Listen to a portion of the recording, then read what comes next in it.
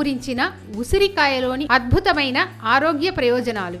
తేనెలో ఊరించిన ఆమ్లా అంటే ఉసిరికాయను ప్రతిరోజు ఉదయం పరగడుపున తీసుకోవడం వల్ల లివర్ను హెల్దీగా ఉంచుకోవడంతో పాటు జాండీస్ను కూడా నివారించుకోవచ్చు. శరీరంలో మరియు కాలేయంలో చేరిన బైల్ పిగ్మెంట్ మరియు టాక్సిన్స్ను తొలగిస్తుంది.